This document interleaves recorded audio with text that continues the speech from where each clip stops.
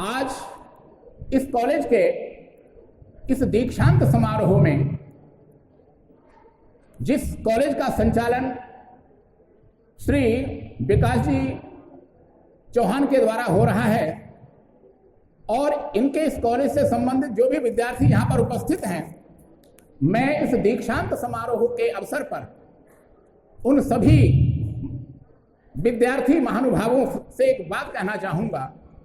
कि प्राचीन समय में जब कभी हमारे आश्रमों में दीक्षांत समारोह हुआ करते थे तो उस समय गुरुजन एक दीक्षा दिया करते थे अपने विद्यार्थियों को। क्या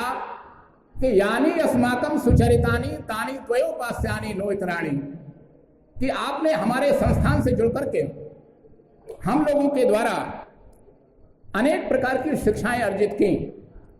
हर व्यक्ति के अंदर गुण भी होते हैं, अवगुण भी होते हैं। आप लोग हमारे इस संस्थान से अलग होने के बाद हमारे जीवन में अगर आपने कोई गुण देखे हैं, अच्छाई देखी है, उनका अनुकरण समाज में जरूर करें। लेकिन यदि आपने हमारे स्वयं के अंदर, हमारे संस्थान के अंदर यदि कोई अवगुण आपकी दृष्टि से है तो उसको आप अपने जीवन में और समाज में उसको ना अपनाएं। हमारे गुणों को आप स्वीकार करें, उनको अपनाएं और अवगुणों को त्यागें। इसी क्रम में मैं यहाँ पर इस दीक्षांत समारोह में डॉक्टर विकास जी चौहान जी की तरफ से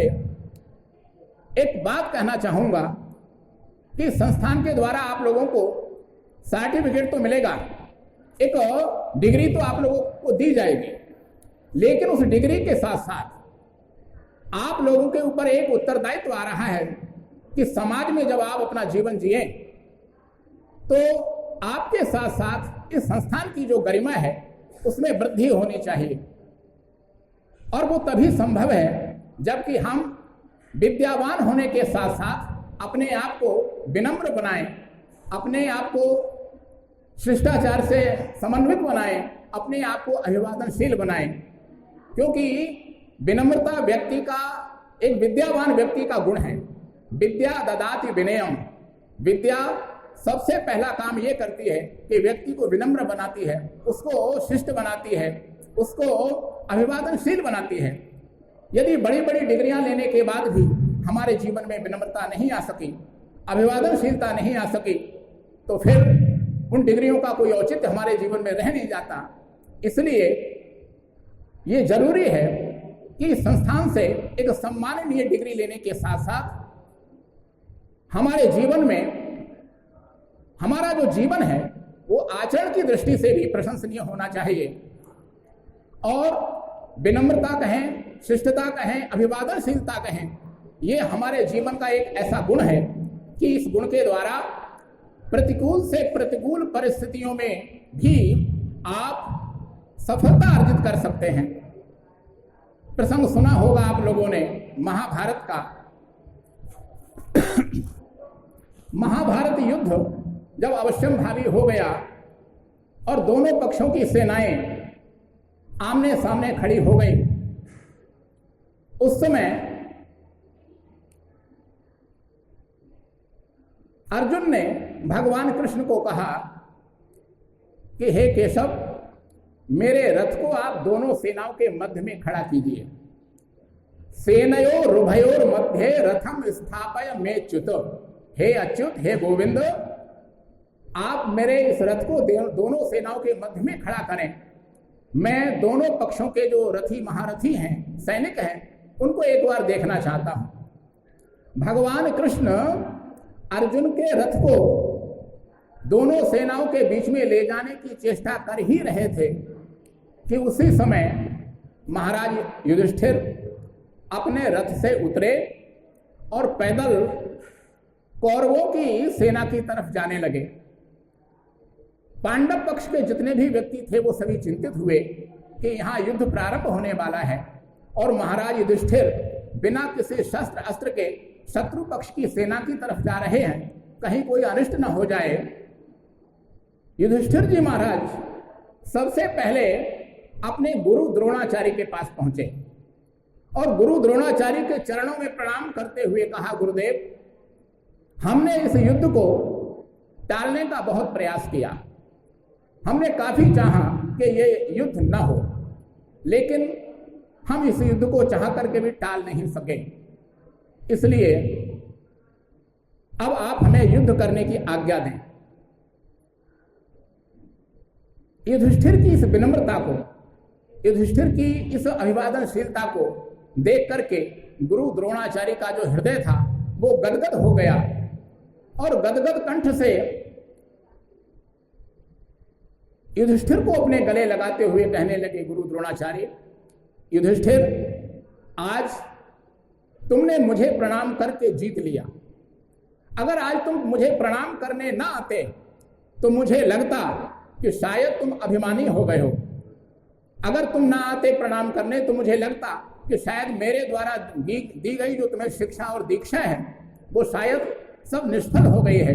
लेकिन आज तुमने चूंकि मुझे प्रणाम किया है तो मैं तुम्हें वचन देता हूं कि भले ही मैं युद्ध कौरव पक्ष की तरफ से कर रहा हूं, लेकिन इस युद्ध में विजयश्री तुम्हें प्राप्त हो, ऐसी मेरी ईश्वर से प्रार्थना है। अपने गुरु द्रोणाचार्य को सम्मान देने के बाद, उनसे आज्ञा लेने के बाद धर्मराज युधिष्ठिर पितामह भीष्म के पास पहुंचे और पितामह भीष्म के चरणों में प्रणाम करते हुए रोते हुए कहने लगे, पितामह, हमने इस युद्ध को टालने का काफी प्रयास किया, लेकिन हम लोग असफल हुए, निष्फल हुए। योगेश्वर कृष्ण को हमने शांति दूत बनाकर भी भेजा, लेकिन उसका कोई परिणाम नहीं निकल सका। आज चूंकि युद्ध अवश्यंभावी हो गया है तो आप हमें युद्ध करने की आज्ञा प्रदान करें। पितामह भीष्म ने कहा, युधिष्ठिर, मैं आज बहुत ही दुविधा की स्थिति में फंस गया हूं। मैं ये बात अच्छी तरह से जानता हूं कि पक्ष पांडवों का सही है, कौरवों का सही नहीं है, लेकिन मैं परिस्थितियों का दास हूं और परिस्थिति बस मैं न चाहते हुए भी युद्ध कौरव पक्ष की तरफ से कर रहा हूं सेनापति बनकर के, लेकिन मेरा आशीर्वाद तुम्हारे साथ रहेगा और मैं चाहूंगा कि इस युद्ध के अंत में विजयश्री तुम्हें प्राप्त हो, क्योंकि यत्र योगेश्वरः कृष्णो यत्र पार्थो धनुर्धरः तत्र श्री विजयो भूतिर्ध्रुवा नीतिर्मतिर्ममो। जहां योगेश्वर कृष्ण हो और जहां गांडीवधारी अर्जुन हो, विजयश्री तो उसी पक्ष को मिलेगी। युधिष्ठिर जी महाराज ने उनसे भी अनुमति लेने के बाद और फिर युद्ध का आरंभ हुआ। युद्ध की जो परिणति हुई, जो परिणाम हुआ, वो हम सब जानते हैं। 5 पांडव थे, 5 के 5 सुरक्षित रहे। कौरव 100 थे, 100 में से 1 नहीं बचा। कहने का तात्पर्य है कि हम चाहे कितनी भी बड़ी डिग्रियां क्यों ना ले लें, इस महर्षि कॉलेज और इस महर्षि कॉलेज के जो डायरेक्टर हैं श्री विकास जी चौहान, इनके द्वारा डिग्री देना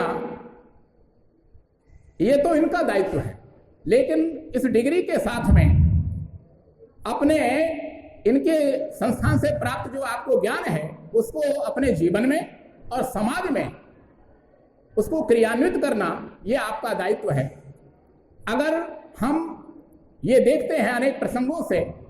कि प्रतिकूल से प्रतिकूल परिस्थितियों में भी अगर हमारे जीवन में विनम्रता है, शिष्टता है, अभिवादनशीलता है, तो हम एक शत्रु पक्ष में खड़े हुए व्यक्ति को भी मन से अपने पक्ष में कर सकते हैं। इसलिए हम इस दीक्षांत समारोह में डिग्री लेने के साथ साथ विद्या का जो गुण है, विद्या ददाति विनयम, उसको अपने जीवन में क्रियान्वित करें, उसको लागू करने का प्रयास करें। और जबकि आज के समय में इस आधुनिकता से प्रभावित होकर, पाश्चात्य संस्कृति से प्रभावित होकर के हमारा समाज जहां हमारी भारतीय संस्कृति से, हमारे संस्कारों से, हमारी प्राचीन जो विद्याएं हैं उनसे जहां विमुख होता जा रहा है, ऐसे समय में श्री विकास जी चौहान के द्वारा हमारी जो पुरानी विद्याएं हैं, चाहे वो ज्योतिष हो, चाहे वो हस्तरेखा हो, चाहे वो वास्तु आदि हो, जितनी भी हमारी विद्याएं हैं, इनका इस कॉलेज के माध्यम से प्रचार प्रसार करना, समाज को इससे जोड़ना और समाज का हित करना, मैं समझता हूं आज के युग में ये बहुत ही वंदनीय, प्रशंसनीय कार्य है। मुझे आप सभी लोगों के बीच में आने का एक अवसर प्राप्त हुआ। मैं पुनः मंच पर आसीन आज के इस कार्यक्रम के अध्यक्ष महोदय, मुख्य अतिथि महोदय और सारस्वत अतिथि के रूप में श्री जोशी जी, श्री मौर्य साहब और यहाँ सभागार में उपस्थित जो भी विद्वजन हैं, विदुषी वृंद हैं, आप सभी को पुनः नमन करते हुए अपनी वाणी को विराम देता हूं और कामना करता हूं सर्वे भवन्तु सुखिनः, सर्वे सन्तु निरामयाः, सर्वे भद्राणि पश्यन्तु, मा कश्चित् दुःख भाग् भवेत्।